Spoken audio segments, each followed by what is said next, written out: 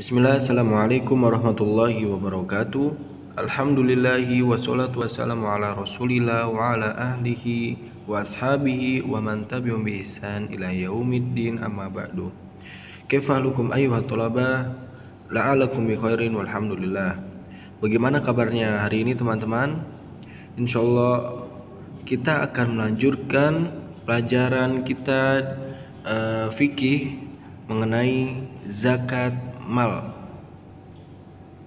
Sebelum pembelajaran dimulai, mohon kepada teman-teman sekalian untuk menyiapkan buku tulisnya, pulpen atau pensilnya. Ya, kemudian dicatat ya apa itu pengertiannya, hukumnya, syarat-syaratnya supaya setelah pembelajaran ini tidak mudah lupa. Kemudian kita akan masuk ke pembelajaran selanjutnya, yaitu mengenai zakat mal. Zakat mal ialah zakat harta, ya. Maksudnya adalah membersihkan harta yang dimiliki dengan cara memberikannya kepada mustahik atau kepada yang berhak. Hukum memberikan zakat mal adalah fardu ain atau wajib.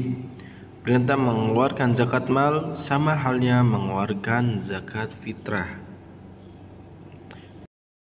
Kemudian keutamaan adanya zakat mal adalah menghindari kesenjangan sosial, pilar amal jama'i antara yang kaya dengan para mujahid, yaitu orang-orang yang berjuang di jalan Allah Subhanahu wa taala dan dai yang berjuang dalam rangka meninggikan kalimat Allah, membersihkan dan mengikis akhlak buruk.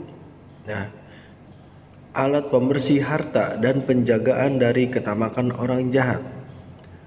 Ungkapan rasa syukur atas nikmat Allah Subhanahu wa taala untuk pengembangan potensi umat, menambah pendapatan negara untuk proyek-proyek yang berguna bagi umat, memberantas penyakit hati, ya.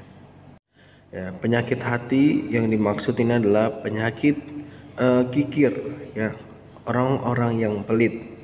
Kemudian dapat menyucikan diri dari dosa, memurnikan jiwa, menumbuhkan akhlak mulia menjadi murah hati, peka terhadap rasa kemanusiaan, dan mengikis sifat kikir serta serakah, mewujudkan tatanan masyarakat yang sejahtera di mana hubungan seseorang dengan yang lainnya menjadi rukun, damai, dan harmonis.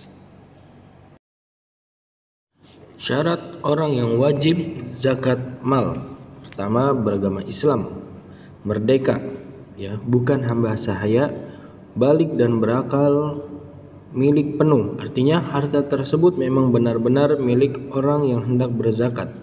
Ia mendapatkan hartanya dengan proses yang dibenarkan dalam ajaran Islam dan berhak mengelolanya, ya. Tidak memiliki utang, mencapai nisab, mencapai haul atau sudah selama 1 tahun. Kemudian yang terakhir, harta tersebut berpotensi untuk bertambah atau berkembang. Kemudian pengertian nisab.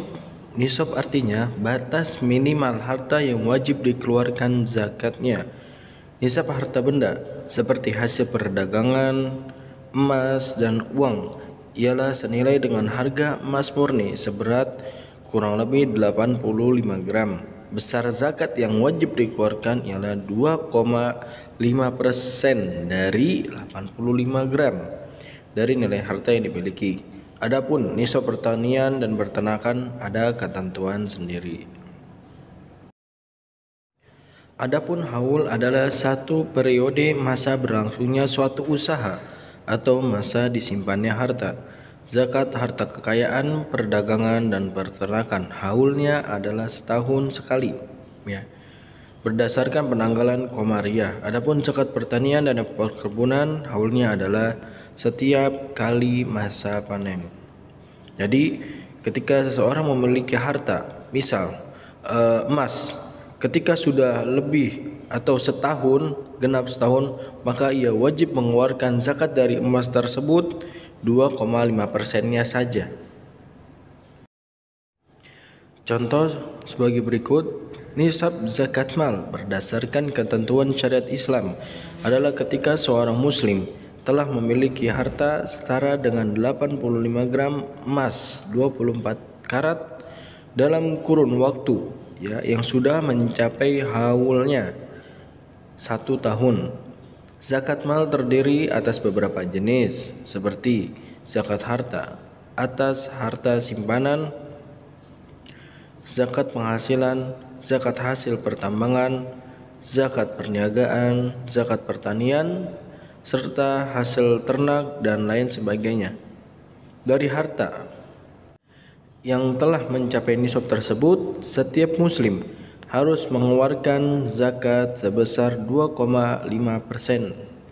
Sebagai contoh, seseorang memiliki harta kekayaan total 100 juta yang terdiri dari uang tunai, emas, properti, dan lain sebagainya. Jika diemaskan, maka harta tersebut sudah mencapai nisabnya, karena 1 gram emas setara dengan 664.000. Maka jika dikalikan dengan 85 gram nisab zakat, hasilnya adalah 56,44 juta. Jadi 2,5% dari 100 juta adalah 2,5 juta total zakat yang harus dikeluarkan. Kemudian selanjutnya adalah mustahik zakat. Orang-orang yang berhak menerima zakat, mereka itu ada 8 golongan asnaf. Yang pertama adalah fakir, orang yang tidak mempunyai harta atau hasil usaha pekerjaan untuk memenuhi kebutuhan pokoknya.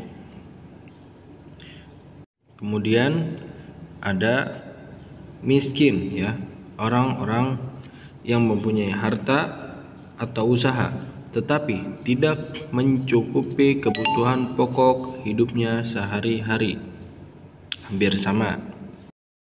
Kemudian ada fi sabilillah, orang yang berjuang di jalan Allah seperti berperang, berdakwah, dan menerapkan hukum Islam.